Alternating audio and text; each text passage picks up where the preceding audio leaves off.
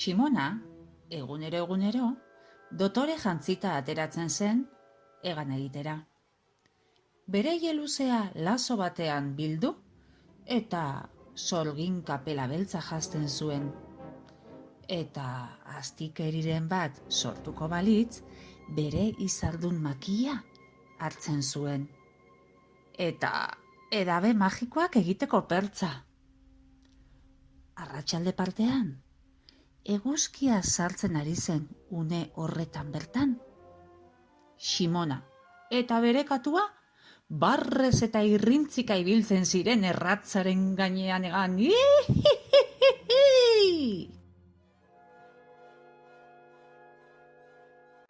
Halako egun batez, arratsaldero bezala, Simona eta bere katua barre eta irrintzika zebiltzala, haize bolada batek Simonaren kapela dantzan jarri eta urrutira eraman zuen. Ai! Eta orduan sorginak erratzari. Piperra eta gatza, oa bera, erratza! Eta erratza derrepentian lurreratu.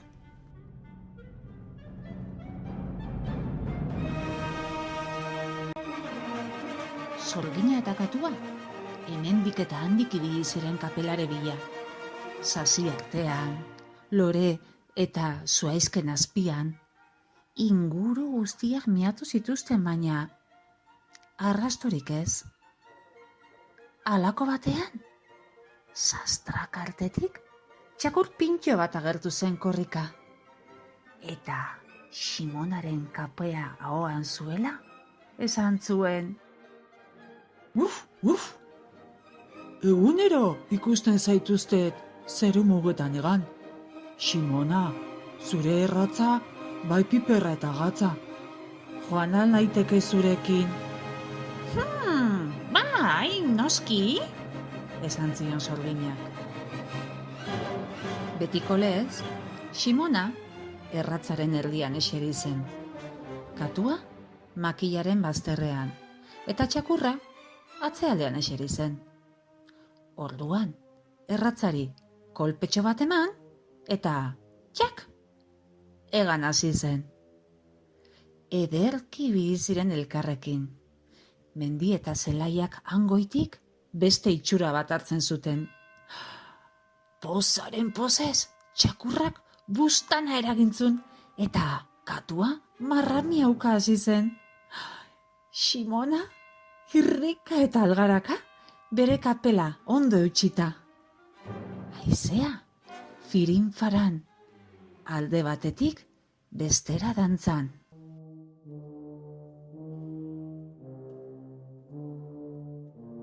Baina, haize ufada batek, Simonaren trentzaren lazoa urrutira eraman zuen. Orduan sorginak erratzari. Piperra eta gatza, oa bera, erratza! Eta erratza, derrepentian lurreratu. Sorgina, katua eta txakurra, hemendik eta handik ibili ziren lazoaren bila. Bazter guztixak miatu zituzten, baina arrastorik ere ez. Halako batean, zuetz zulo batetatik, loro berde bat agertu zen egan. Simonaren lazoa mokoan zuela. Egunero ikusten zaituztet zeru mugetan egan. Simona, zure erratza, bai piperra eta gatza. Joan nahi naiteke zurekin. Bai, noski. Horrela, Simona erratzaren erdian eseri zen. Katua makilaren bazterrean, txakurra atzeko aldean, eta loroa sorginaren ondoan ipini zen. Orduan, erratzari kolpetxo bat eman eta txak! Egan hasi zen. Bapatean, Zerua grisa jarri zen. Dena iluna zegoen. Euria hasi zen. Tanta bat, bitanta, 4, 10, 20. Euria hasi zen barra. Loroa pozik zebilen. Txakurra buztan eragiten, eta katua marramiauka. Ximonak lazoa ondo lotuta, irrintzika eta algaraka. Ihihihi!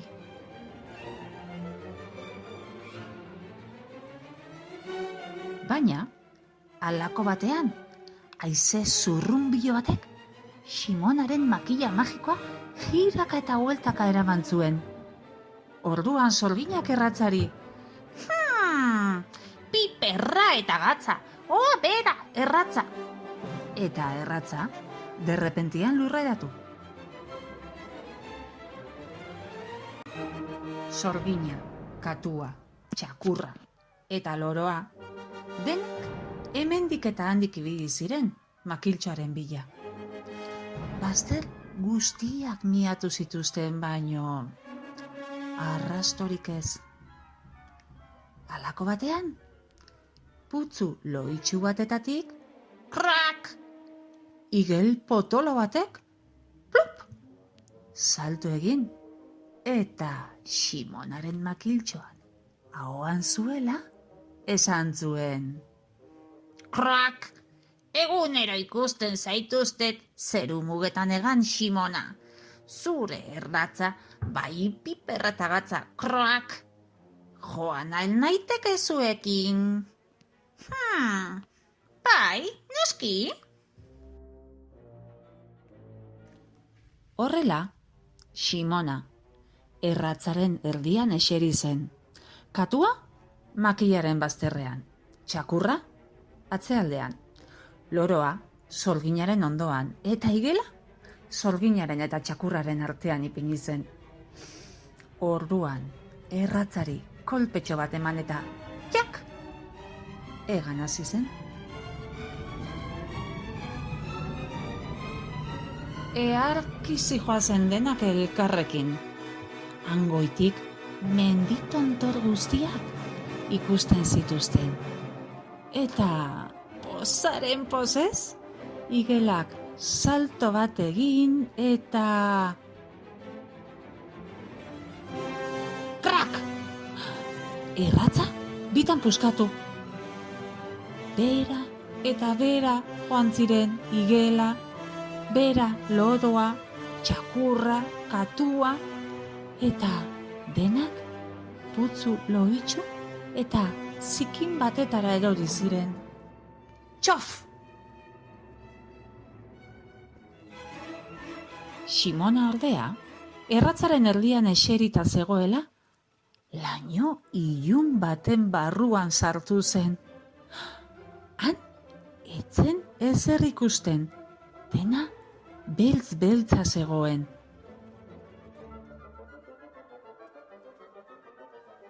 Eta, halako batean, inoiz aurretik entzun gabeko, gorro izugarri batek, bihotza taupaka jarri zion.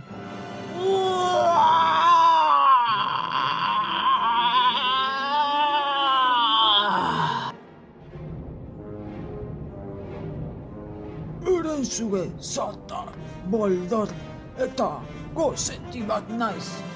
Hau sortea nirea, afaltzeko, Sorgina patatekin afalduko dut gaur. Geldi! Esan zion Sorginak, eta herenzugea alboratzen saiatu zen. Une horretan bertan, herenzugeak ahoa zabaldu eta zu garra izugarri bat bota zuen, Sorginaren kapelaren muturra erretzeraino.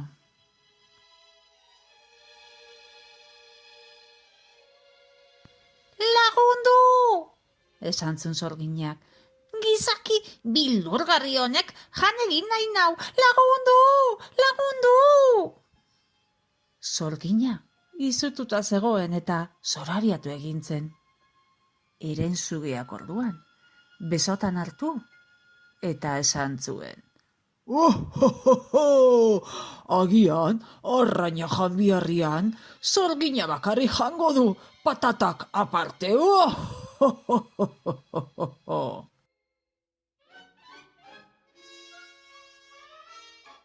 Eta erensugea, ahoa miaskatzen ari zela sorgin hori, zein zapore izango zuen imaginatzen ari zela?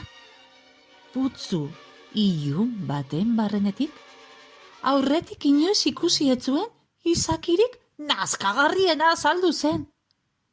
Lumak zituen, ilia eta azala ere. 4 buru, 2 ego eta 8 begi. Ahots, ilun eta zakarra zuen.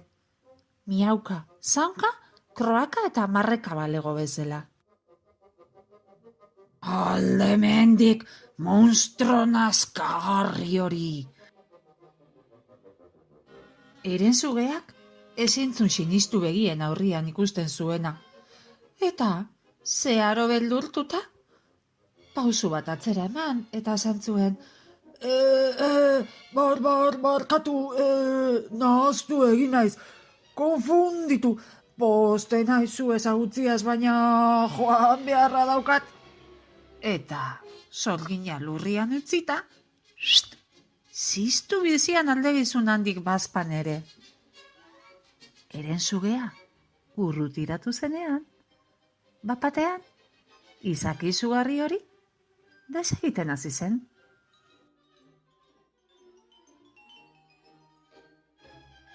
Loroa, egan egiten hasi zen. Igela, salto handi batez, lurrean jarri zen. Katua, txakurraren gainetik jetzi zenean, lasaitu ederra hartu zuen honek. Animali guztien pixua, gainean izan baizuan. Eskerrik asko lagunak, salbatu egin nauzue, zuen laguntzari gabe dauaneko erensuge horren zabelean engo nintzake. Eskerrak. Hau, ospatu beharra daukagu, Simona, pertzaren bila, joan eta hau, urez bete zuen. Eta hala esan zien bere lagunei. Zutan jartzeko, zerbaiten beharrean gaude, ia, ekarri zerbait. Igela, ekarri zuen lilia. Katuak, pinaburu bat. Txakurrak, ezurra eta loroak, izeiaren adarra. 4 osagai hauek lapikora bota, eta sorginak goxotasunez eragin zuen. Esker eta eskuin eta esker, gora eta bera, bera eta gora. Eta bere makin magikoa eskuetan hartu, eta hitz magikoak esan zituen.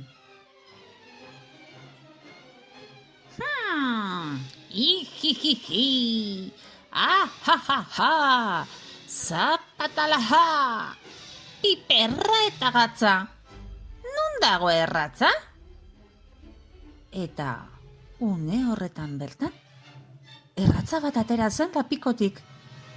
Baino ez edonolatu erratza ez. 3 besaulki zituen, sorgina, katua eta txakurrantzat. Abi eder bat loroarentzat, eta dutxabero bat igelarentzat. Animaliak ahoz zabalik esan zuten orduan. Simona, zure erratza, bai piperra eta gatza. Ea, goazen denok, esan zuen Simonak. Eta horrela, txakurra, katua eta sorgina bezalkietan eserita, loroa abian kokatuta eta igela dutxabarrenean sartuta, sorginak jak egin zion erratzari. Eta berriro ere, zerumuetan galdu ziren. Ilargira bidean, pozik, algaraka, ijiki eta ajaka